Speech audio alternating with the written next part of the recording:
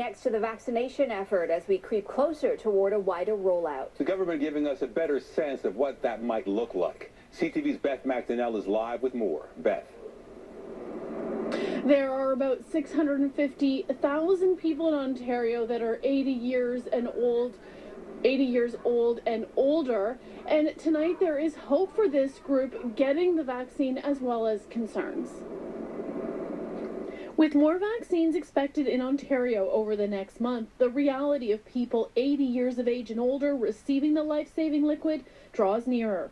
Joy's 98-year-old mom has mobility issues and lives in Toronto in her own home. Thrilling, but we don't know how. She doesn't know how to use a computer. So how is anybody going to contact her? She doesn't answer the phone.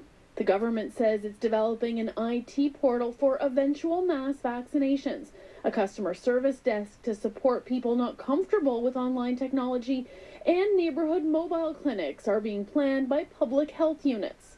Ontario's Vaccine Distribution Task Force Chair, retired General Rick Hillier, told CTV News Channel's Power Play in early March 80-plus-year-olds will start being brought into the fold of the priority group to get the shot. There are going to be commercials and public service announcements of telling them what to do. Number two, in the next couple of weeks, we'll have a call center going on duty. So for those who are not online, we're racing to get that set up. The ideal, Hillier says, is for those who are mobile or who can get help from a caregiver or family member to go to a vaccine clinic at a doctor's office or pharmacy or visit a mass vaccination clinic. It really is difficult to go into a home and vaccinate one person because both Moderna and Pfizer, you're not going to transport in the syringes. So it really is a challenge. We'll get around it. Mobility issues, dementia, just a couple of the reasons some in the geriatric community support having mobile teams as part of the rollout, along with a targeted approach for those in high-risk geographic areas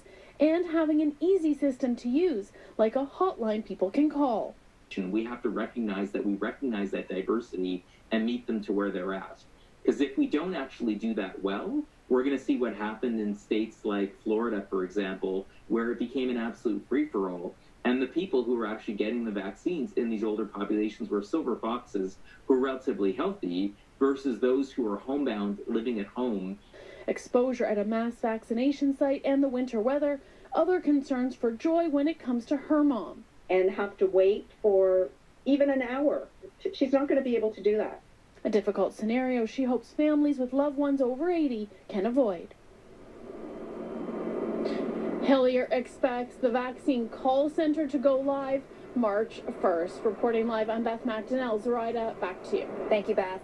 Now, because of the Family Day holiday, the province is not updating its data, but on Saturday, more than 10,000 doses were administered in Ontario.